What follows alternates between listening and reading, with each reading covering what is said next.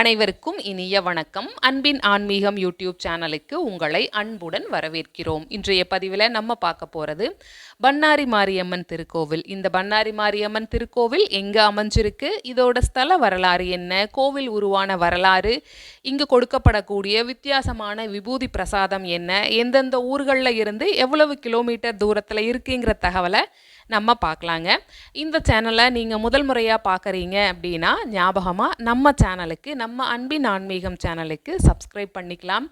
இந்த திருக்கோவில் ஈரோடு மாவட்டம் சத்தியமங்கலத்தை அடுத்து அடர்ந்த வனப்பகுதியில் திண்டுக்கல் மைசூரு தேசிய நெடுஞ்சாலையில் அமைஞ்சிருக்கு.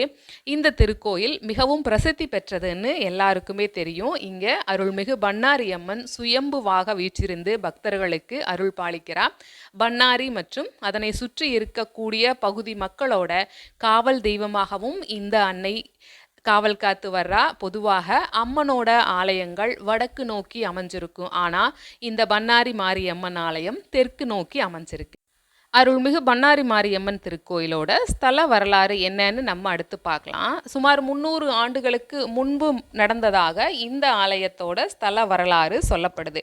அப்பொழுது, அதாவது சுமார் 300 ஆண்டுகளுக்கு முன்பு இந்த பகுதி அடர்ந்த வனப்பகுதியாக இருந்திருக்கு. இந்த பகுதியில் வற்றாத காற்றாறு ஒன்று ஓடிட்டே இருக்குமா. அந்த காட்டாறு தோரணப்பள்ளம் அப்படின்னும் அழைக்கப்படுது. இந்த ஆலயம் இருக்கக்கூடிய இடத்திற்கு மேற்கு புறத்தில் இந்த தோரணப்பள்ளம் அமைஞ்சிருக்கு. இந்த பகுதியை, பண்ணாரி பகுதியை சுற்றி இருக்கக்கூடிய மக்கள் பலருமே ஆடு மாடுகளை மேய்ப்பதற்காக இந்த வனப்பகுதிக்கு வர்றதை வழக்கமாக வச்சிருந்திருக்காங்க.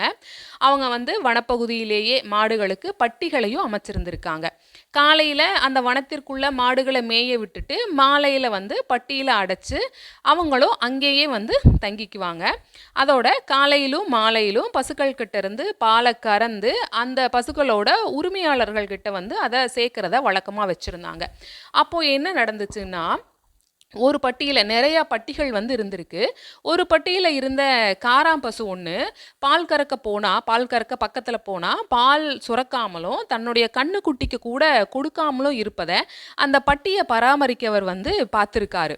அவர் என்ன பண்ணியிருக்காருன்னா, மறுநாள் அந்த வனத்திற்குள்ளே போன காராம் பசுவை பின்தொடர்ந்து போயிருக்காரு.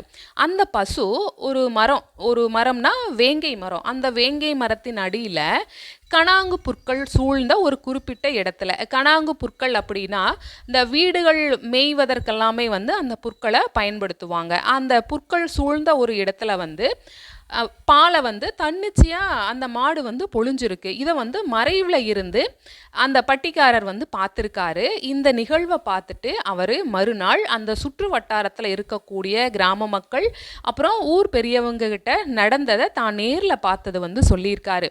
இதை கேட்டு அவங்க மறுநாள் அதே மாதிரி பசுவை பின்தொடர்ந்து அந்த குறிப்பிட்ட இடத்திற்கு போயிருக்காங்க. அங்கே அதே இடத்துல அந்த பசு தன்னுடைய பாலை தானாக சுரப்பதை எல்லாரும் பார்த்துருக்காங்க. இந்த காட்சி பார்த்த எல்லாரையுமே மெய்சிலிர்க்க வச்சிருக்கு. பசு அங்கிருந்து போனதுக்கு அப்புறமா மக்கள் அந்த குறிப்பிட்ட இடத்துல இருந்த அந்த கனாங்கு புற்களை அகற்றி இருக்காங்க. அப்போ அங்க என்ன நடந்திருக்குன்னா, அந்த வேங்கை மரத்தடியில ஒரு புற்றுமே அதன் அருகில ஒரு சுயம்பு லிங்க திருவுருவமும் இருக்கிறத பார்த்துருக்காங்க. அப்போது அந்த சமயத்தில் அந்த கூட்டத்தில் இருந்த மக்களில் ஒருவருக்கு அருள் வந்திருக்கு. அருள் அவர் தெய்வ வாக்கு கூறியிருக்காரு. என்ன சொல்கிறாருன்னா, நான் கேரளா மாநிலம் மன்னார்காடுங்கிற ஊரில் இருந்து பொதிமாடுகளை ஓட்டிட்டு மைசூர் செல்லக்கூடிய மக்களுக்கு வழித்துணையாக இங்கே வந்தேன். இங்கே காணப்படக்கூடிய இந்த அடர்ந்த எழில் மிகுந்த இயற்கை சூழல் என்னை லைக்க வச்சிருச்சு. அதனால் இங்கேயே நான் தங்கிட்டேன். என்னை பண்ணாரி மாரியம்மன் என்ற பெயரில் போற்றி வழிபடுங்கள் அப்படின்னு அருள்வாக்கு சொல்லியிருக்காரு. அதற்கு பிறகு அந்த அன்னையோட அருள்வாக்குப்படி அந்த இடத்துலையே கனாங்கு புற்களை கொண்டு ஒரு சின்ன ஒரு குடிசை மாதிரி அமைச்சு கிராம மக்கள் நாள்தோறும் முறைப்படி பண்ணாரி அம்மனை வழிபட்டு வந்திருக்காங்க. அதற்கு பிறகு மக்கள் நிறைய பண வசதி படைச்சவங்களும் இவங்க எல்லாம் ஒன்றா கூடி அம்மனுக்கு வந்து விமானத்தோட கூடிய சின்ன கோயிலை வந்து அமைச்சிருக்காங்க. அந்த ஆலயத்தில் பத்ம பீடத்தோட அம்மனுக்கு திருவுரமும் அமைச்சு அழகாக வழிபாடு செய்ய துவங்கியிருக்காங்க. இப்போ இருக்கக்கூடிய பண்ணாரி மாரியம்மன் திருக்கோவில் அழகிய கோபுரத்துடனும் அர்த்த மண்டபம், மகா மண்டபம், சோபன மண்டபம் ஆகியவற்றோட அழகிய சிற்பங்களை கொண்டு கண்கவர் ஆலயமாக பொலிவோட திகழுது. இந்த ஆலயத்தில் பங்குனி மாதம் நடைபெறக்கூடிய குண்டம் திருவிழா மிக மிக புகழ் பெற்றதுன்னு சொல்லலாங்க. இந்த ஆலயத்தில் என்ன பிரசாதமாக கொடுக்குறாங்க அப்படின்னா, இங்கே விபூதி திருநீர் எல்லாம் பிரசாதம் கிடையாது. அதற்கு பதிலாக புற்றுமண் தான் பிரசாதமாக இங்கே கொடுக்கப்படுது. இங்கு கண் பார்வை குறைபாடு இருக்கிறவங்க, அம்மை நோய் பாதிப்பு இருக்கிறவங்க, குழந்தை வரம் வேணுங்கிறவங்க, வேலை வாய்ப்பு வேணுங்கிறவங்க இவங்க எல்லாம் வழிபடக்கூடிய ஆலயமாக இந்த பண்ணாரி மாரியம்மன் கோவில் இருக்குது.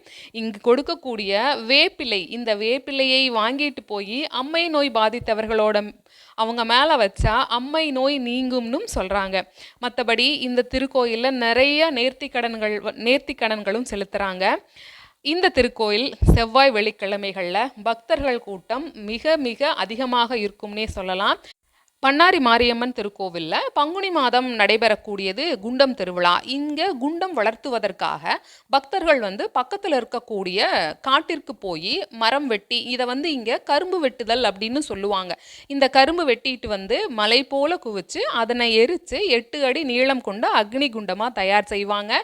அந்த குண்டத்தில் முதல்ல தலைமை பூசாரி இறங்கி நடந்து போவார். அதற்கு பிறகு பக்தர்கள், சுமார் லட்சக்கணக்கான பக்தர்கள் அக்னி குண்டம் இறங்குவாங்க. அதிகாலை 4 மணிக்கு தொடங்கக்கூடிய இந்த குண்டம் இறங்கும் நிகழ்வு நடை சாற்றும் வரை தொடர்ந்து பக்தர்கள் குண்டம் இறங்கிட்டே இருப்பாங்க. அதோட இன்னொரு சிறப்பு என்னன்னா, பக்தர்கள் குண்டம் இறங்கி முடிஞ்சதுக்கு அப்புறமா ஆடு மாடு போன்ற கால்நடைகளையும் குண்டம் இறக்கி நடக்க வைப்பாங்க. சரி, இந்த திருக்கோயில் எங்கே தான் அமைஞ்சிருக்குன்னு பார்க்கலாம். சத்தியமங்கலத்தில் இருந்து சுமார் 12 கிலோமீட்டர் தொலைவில் இந்த பண்ணாரி திருத்தலம் அமைஞ்சிருக்கு. அதற்கு அடுத்தபடியாக ஈரோட்டில் இருந்து சுமார் 77 கிலோமீட்டர் தொலைவில் இருக்குது. கோவையில் இருந்து 82 கிலோமீட்டர் தொலைவிலையும், சேலத்தில் இருந்து 127 கிலோமீட்டர் தொலைவிலையும், திருப்பூரில் இருந்து சுமார் 65 கிலோமீட்டர் தொலைவிலையும் இந்த பண்ணாரி மாரியம்மன் திருக்கோவில் அமைஞ்சிருக்கு.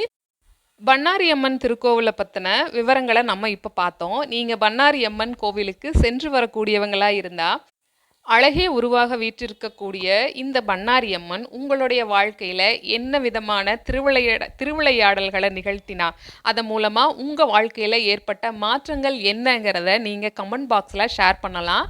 நீங்கள் கமெண்ட் பாக்ஸில் ஷேர் பண்ணக்கூடிய ஒவ்வொரு நிகழ்வுமே, உங்களுடைய அனுபவங்களுமே இதை கேட்டுக்கொண்டிருக்கக்கூடிய மற்ற பக்தர்களுக்கு உறுதுணையாகவும் வழிகாட்டுதலாக அமையும்.